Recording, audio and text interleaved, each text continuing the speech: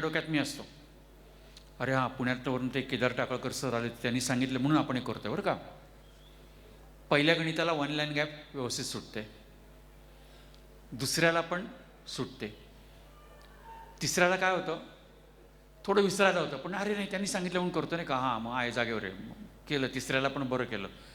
पण चौथ्या पाचव्या गणितापासून काय होतं, आपण त्या गणिताच्या मूडमध्ये जातो, जे ती गणितं सोडवण्याच्या मूडमध्ये जातो.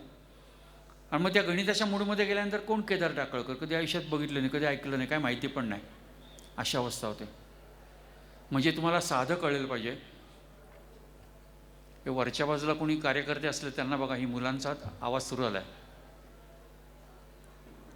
वरच्या बाजूला, मागच्या बाजूला.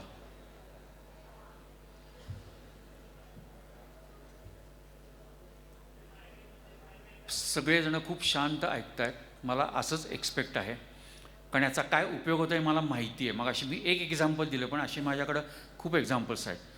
पण ज्यांना याचा फायदा करून घ्यायचा त्यांनी थांबावं, बाकीच्यांनी बाहेर गेलं तरी चालेल, बरं बाहेर जी मुलं आहेत त्यांना आत येता येईल त्यानिमित्ताने, पण शांतता असावी अशी माझी अपेक्षा. आणि मला एवढी खात्री आहे, मी एवढे कार्यक्रम केलेले आहेत ना, की बोर होणार नाही तुम्हाला कधी. हे काय बोर चाललं आहे ना असं कधीच वाटणार नाही, याची काळजी मी नक्की घेईन, पण तुम्ही शांत बसा. त्यामुळं तुम्ही चौथं पाचवं गणित सोडवताना तुम्ही त्या गणिताच्या मूडमध्ये गेल्यानंतर आपण हे का करतो ते विसरता, कारण तुम्हाला सवय नाही ना त्याची. आणि ती सवय लागावी म्हणून मी तुम्हाला हे सगळं उद्यापासनं आजपासनं रोज करा असं मी सांगतो आहे. तर मी सांगतो तो कोणताही मुद्दा, अगदी वन लाईन गॅप किती साधा सिंपल फालतू मुद्दा वाटतो आपल्याला, असं मनामध्ये अनेकांच्या हा पण विचार आला असेल, आत्तापासून कशाला करायची, करू की डायरेक्ट परीक्षेमध्ये. नाही जमणार. मी सांगितलेली कोणतीही गोष्ट ही तुम्ही डायरेक्ट परीक्षेमध्ये करू म्हटलात तर तुम्हाला ते जमणार नाही, याची मी बेट लावतो तुमच्याशी. त्यासाठी प्रॅक्टिस ही तुम्ही करा, आणि म्हणून त्याच्यामध्ये सातत्य हे ठेवा. मॅथमॅटिक्समध्ये फायनल आन्सर जे असतं ते बॉक्समध्ये पाहिजे, म्हणजे त्या पानाच्या सेंटरला, हे चौकोनी पान आहे त्याच्या सेंटरला बॉक्समध्ये फायनल आन्सर हे प्रत्येकाने लिहायचं आहे. नेक्स्ट, वर्ड प्रॉब्लेम, शाब्दिक उदाहरणाचं फायनल आन्सर जे असेल ते पूर्ण वाक्यामध्ये पाहिजे, ते पण सेंटरला. म्हणजे समजा आता वडिलांचं वय आपण एक्स म्हणलं, father's age x years and son's age y years. मग आता एक्सचं आन्सर 50 आलं, वायचं आन्सर 20 आलं, पण तुम्ही x is equal to 50, y is equal to 20 answer लिहिलं, उत्तर लिहायचा मार्क गेला. X is equal to 50 years, y is equal to 20 years म्हटलं तरी उत्तर लिहायचा मार्क गेला, कारण वर्ड प्रॉब्लेम आहे. वर्ड प्रॉब्लेममध्ये तुम्हाला उत्तर असंच लिहायला पाहिजे शेवटी बॉक्समध्ये. म्हणून वडिलांचे वय 50 वर्षे व मुलाचे वय 20 वर्षे आहे असंच उत्तर तुम्हाला लिहायला पाहिजे. अशा पद्धतीने उत्तर लिहिलं तर त्या उत्तर लिहिण्याचा जो अर्धा मार्क 1 मार्क असेल तो तुम्हाला मिळणार आहे, अदरवाईज नाही. नेक्स्ट, तर मग अशी मी तुम्हाला म्हटलं की प्रेझेंटेशन, आता मी या ज्या स्लाईड्स दाखवतो आहे या स्लाईड्समध्ये ज्यांच्याकडनं मी लिहून घेतले त्यांचं अक्षर काही खूप छान आहे असं काही नाही आहे, बरं आहे, पण लिहिण्याची जी स्टाईल आहे ना त्या स्टाईलमुळे तुम्हाला पण ही उत्तरपत्रिका बघताना कशी छान वाटते बघा. आता इथं तुम्ही जर का बघितलं, ही इज इक्वल टू साईन व्यवस्थित दिलेलं आहे, फायनल आन्सर सेंटरला मधोमध त्याला बॉक्स केलेला आहे. नेक्स्ट, इथं बघा देअरफॉर साईन एकाखाली एक व्यवस्थित आलेली आहेत. Next, next, next, next, next. जॉमेट्रीमध्ये थेरम्सवरती, प्रमेयांवर आधारित जी गणित असतात, सम्स बेस्ड ऑन थेरम्स, की आपण थेरम त्याचं प्रूफ देतो, लिहितो, या टाईपचे जे सम्स आहेत ना त्या 2 कॉलम्समध्ये सॉल्व करायच्या.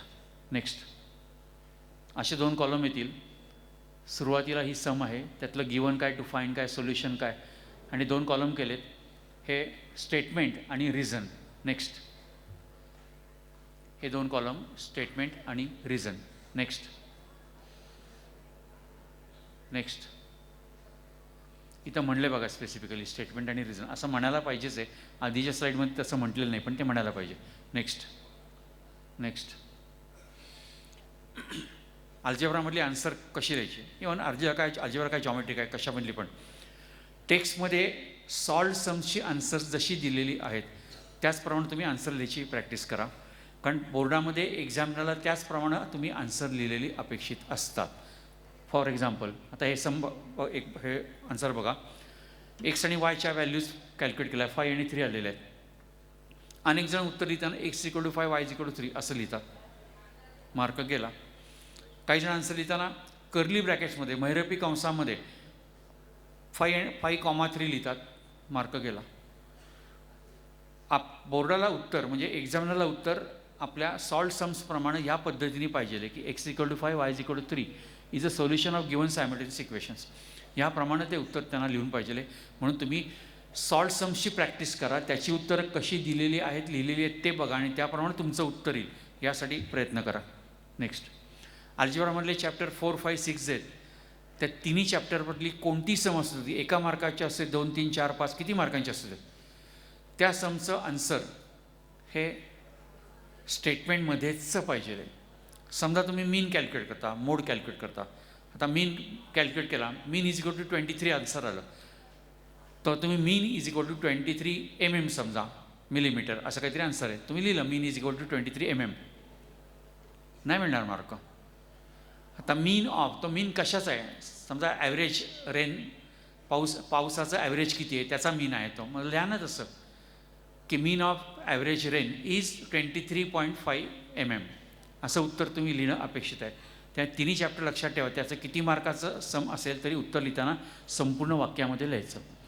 मॅथमॅटिक्सची सम कोणत्या मेथडनी सॉल्व करायची, आमच्या शाळेतल्या टीचरनी एक मेथड शिकवली, क्लासमधल्या टीचरची एक मेथड आहे, टेक्स्टमध्ये एका मेथडने दिलं आहे, डायजेस्टमध्ये एका मेथडने दिलेलं आहे.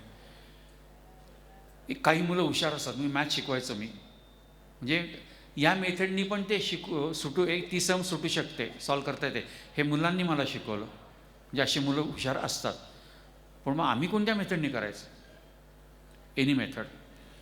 तुम्हाला ज्या टीचरने शिकवलेली मेथड ही सोपी वाटलेली आहे, चांगली वाटली आहे, अशा कोणत्याही मेथडनी केले तरी चालतं, सम सॉल्व केली तरी चालते. कारण एक्झामिनरला सुरुवातीलाच मॉडेल आन्सरमध्ये इन्स्ट्रक्शन दिलेली असते की मुलांनी कोणत्याही मेथडनी जरी सम सॉल्व केली पण त्याच्या मेथडप्रमाणे सगळ्या स्टेप्स त्याच्यामध्ये आलेल्या असतील आणि फायनल आन्सर करेक्ट असेल तर त्याला पूर्ण मार्क द्या.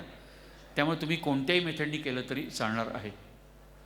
इंग्लिश, आता ह्या इंग्लिश, मराठी आणि हिंदी या सब्जेक्टमध्ये मी कमी बोलणार आहे. स्लाईड्स फक्त तुम्ही पटापटा बघून घ्या.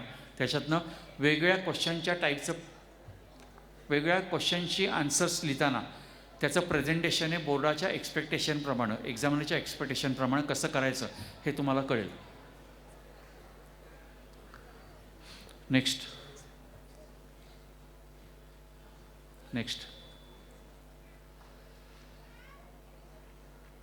लँग्वेज स्टडीमध्ये कोणत्या टाईपचे क्वेश्चन असतात हे टेक्स्टमध्ये दिलेले आहेत, तेच इथं घेतलेत, त्या हे तुम्हाला माहिती आहे. नेक्स्ट, टेक्स्टबुकमध्ये लँग्वेज स्टडीच्या ज्या ॲक्टिव्हिटी दिलेल्या आहेत तेवढ्याच जरी नीट केल्या, त्याच टाईपच्या म्हणजे तरी सफिशियंट आहे. त्यापेक्षा बाहेरचं वेगळं जास्तीचं करायची फार गरज नाही. नेक्स्ट,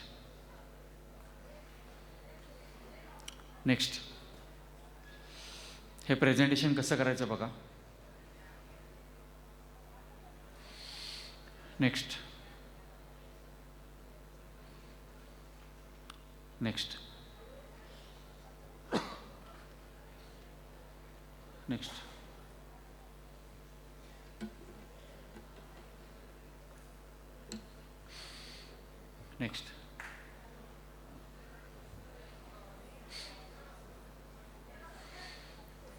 पर्सनल रिस्पॉन्स क्वेश्चन हा मराठी, हिंदी, इंग्लिश सगळ्यांमध्ये असतो.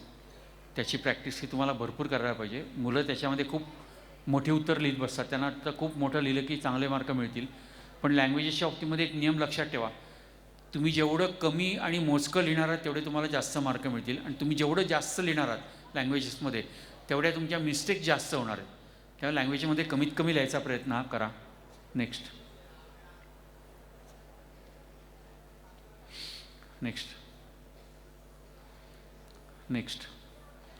पोएम कॉम्प्रिहेन्शन आणि ॲप्रिसिएशन दोन्हीसाठी आहे. नेक्स्ट, ॲप्रिसिएशनचे 5 पॉईंट जे असतात म्हणजे कोणत्या पॉईंट्समध्ये करायचे 5 मार्कासाठी ते पॉईंट्स टेक्स्टमध्ये दिलेले आहेत. नेक्स्ट, त्या पॉईंटप्रमाणेच एक्सप्लेन करायचं आहे. आता इथं हे पॉईंट्स आहेत, टायटल, कविता कोणती, त्याचा कवी कोण आहे वगैरे, हे 2 कॉलम, समजा इथं मी कॉलमची एक लाईन